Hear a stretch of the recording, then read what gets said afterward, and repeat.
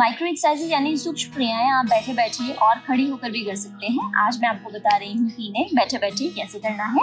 इस तरीके से दंडासन में बैठे, कोशिश करें कि आपके जो कंधे हैं वो खुले रहें और आपकी जो स्पाइन है यानी रीढ़ है वो सीधी रहे। अगर आप बिगिनर हैं तो इस तरीके से अपने हाथों को पीछे रखकर अपनी स्पाइन को आप सीधा कर सकते हैं।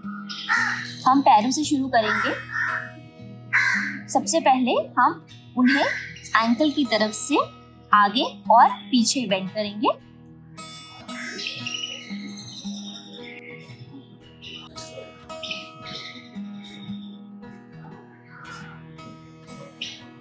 अब हम अपने पैरों को घुमाएंगे क्लॉकवाइज और एंटी क्लॉकवाइज।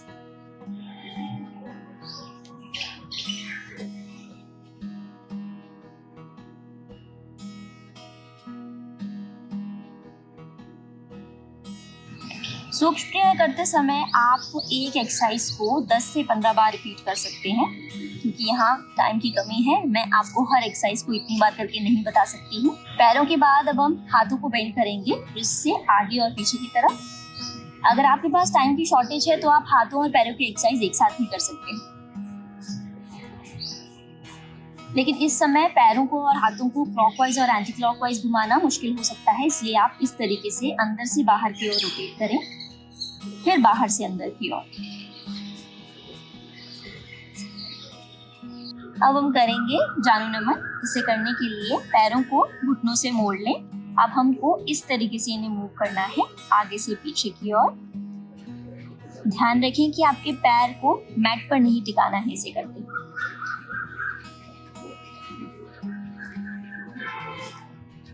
अब दूसरे पैर से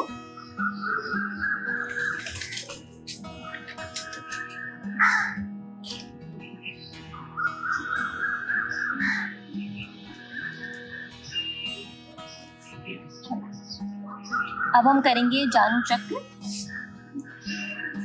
घुटनों को मोड़ लें। अब आपको घुटनों से बड़ा सर्किल बनाना है। इस तरह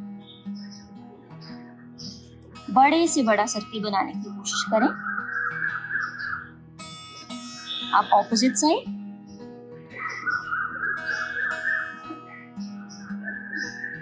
अब इसे दूसरे पैर से रिपीट करेंगे।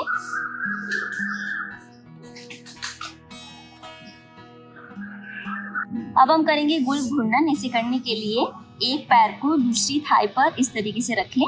कोशिश करें कि आपका पैर थोड़ा बाहर की ओर निकला रहे ताकि आप अच्छी तरीके से होल्ड कर सकें। एक हाथ से आपको एंकल को होल्ड करना है और दूसरे हाथ से जो पैर है उसके आगे वाले हिस्से को, पंजे को। अब आपको इसे रोटेट करना है एंकल से ही।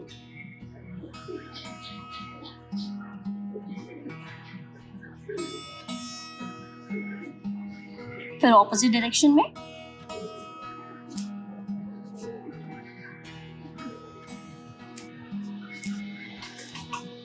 फिर इसे दूसरे पैर से दोहराएंगे।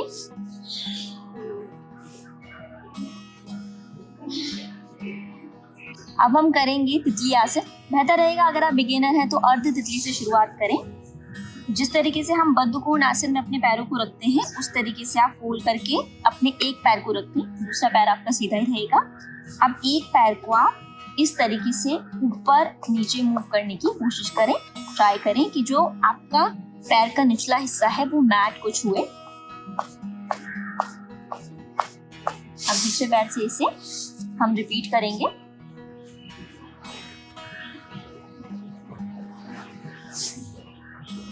जब आप इसे करने में कंफर्टेबल हो जाएं तो दोनों पैरों से इसे करेंगे।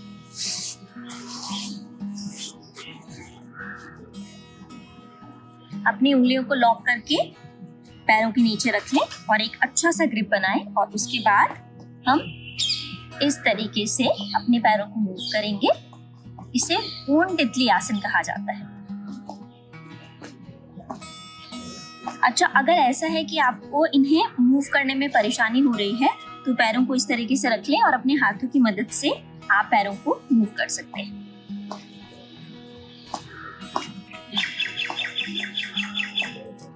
स्पीड का ऐसा कोई रूल नहीं है, जैसा आप कंफर्टेबल हो आप ऐसे कर सकते हैं। आप अगर बिना हाथों के इसे करना चाहते हैं तो अपनी स्पीड धीरे धीरे रख के भी इसे ट्राई कर सकते हैं। अब हम नेक बेंड करेंगे पीछे और आगे की ओर। एक और चीज, अगर आपको सर्वाइकल का प्रॉब्लम है तो अपनी गर्दन को आगे की ओर बेंड ना करें। पीछे जाते हुए इनहेल और आगे आते हुए एक्सहेल।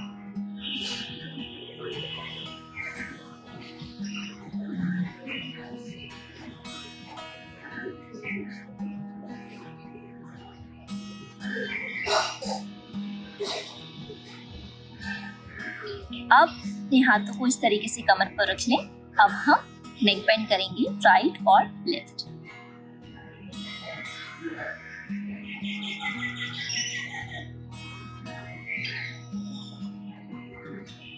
अब हम गर्दन को घुमाएंगे।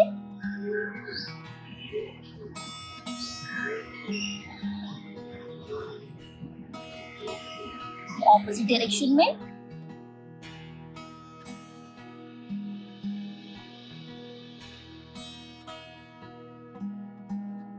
अब हम शोल्डर रोटेशन करेंगे। हाथों को इस तरीके से कंधों पर रख लें और इन्हें अंदर से बाहर की ओर इस तरीके से रोटेट करें। कोशिश करें इसे करते समय आपकी दोनों कोहनियां मिल जाए, लेकिन ऐसा नहीं हो रहा तो कोई बात नहीं, धीरे धीरे टाइम के साथ फ्लेक्सिबिलिटी आ जाएगी।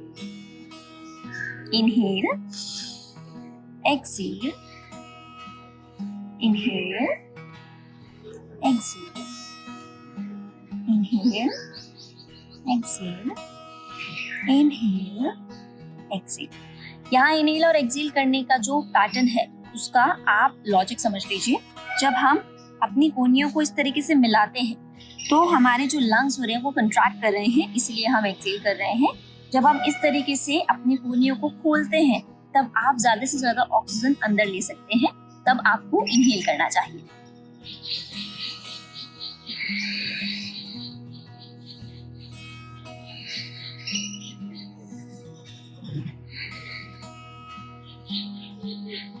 अब ऑपोजिट डायरेक्शन में इसे आप एक्सहेलेशन के साथ स्टार्ट करें।